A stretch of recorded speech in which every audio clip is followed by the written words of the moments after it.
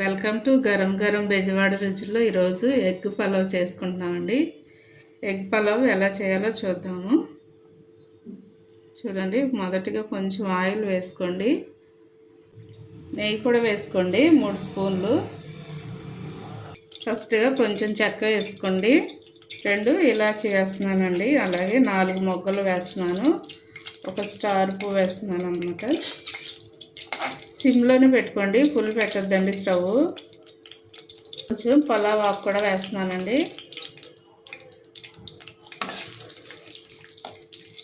సన్న కట్ చేసి పెట్టుకున్న ఒక ఉల్లిపాయ వేస్తున్నానండి నేను.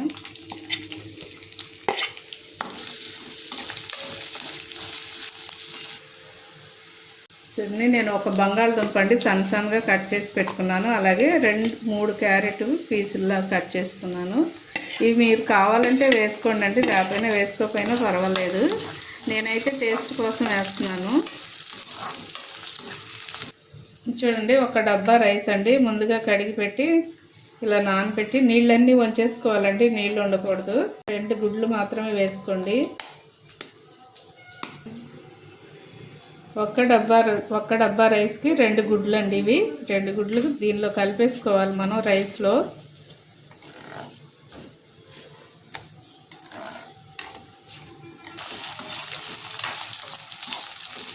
అండి ఇవి దోరగా వేగిపోయాయి కదండి. ఇప్పుడు నేను అల్లం వెల్లుల్లి పేస్ట్ వేస్తున్నాను.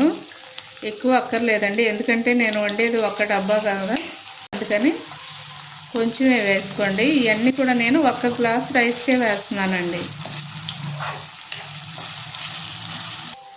చూడండి, అల్లం వెల్లుల్లి పేస్ట్ కూడా చక్కగా మగ్గిపోయింది కదండి. ఇప్పుడు మనము గుడ్డు కలిపి రైస్ పెట్టుకున్నాం కదా, అది వేసేస్తున్నా అండి. మీరు అనుకోవచ్చు ఒకవేళ నీసు వాసన వస్తుంది కదా, ఏంటి ఎలా చేస్తున్నారని, కానీ నీసు వాసన రాదండి. చాలా ఎగ్ పలావ్ చాలా టేస్ట్గా ఉంటుంది. మీరు కూడా ఒకసారి ట్రై చేసి చూడండి, చాలా టేస్ట్గా ఉంటుందండి. ఈ బియ్యం మధ్యలోకి ఇరిగిపోతాయి, కొంచెం స్లోగా మాత్రమే కలుపుకోండి వాటర్ వేసేంత వరకు.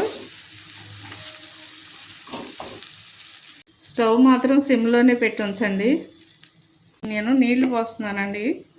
1 డబ్బా రైస్ వేసాను కదా, కొంచెం వెల్తిగా 2 వేయండి.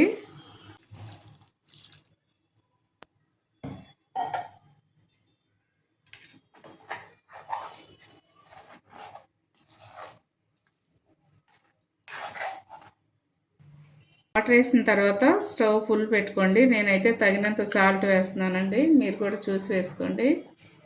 అలాగే కొంచెం గరం మసాలా వేస్తున్నాను, ఎందుకంటే ముందుగా మనం వేసుకున్నాం కదా చెక్క మొగ్గలన్నీ. కొంచెం పుదీనా వేస్తున్నానండి, 2 పచ్చిమిర్చి వేస్తున్నానండి. కూడా చక్కగా కలుపుకుందాం ఒకసారి. కొంచెం కొత్తిమీర, కొంచెం కరివేపాకు కూడా వేస్తున్నానండి నేను. మూత పెట్టేసుకుందాం ఒక్కసారి, స్లోగా కలుపుకొని మూత పెట్టేద్దాము.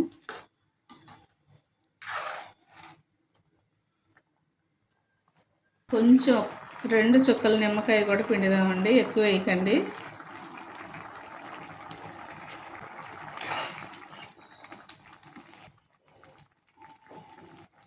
కొంచెం లైట్గా కొత్తిమీర వేసేసుకుందామండి, సిమ్లో పెట్టేసేయండి.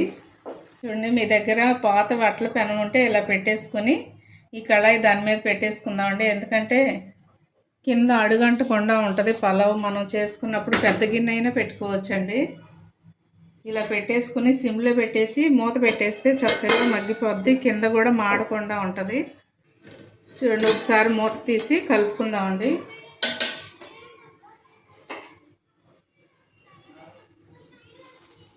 చూడండి, అడుగు కూడా అంటదండి ఈ కళాయి మనం పెట్టుకుంటే, కానీ సిమ్లో పెట్టుకోవాలండి. కొంచెం వేడెక్కగానే సిమ్లో పెట్టేయాలి స్టవ్.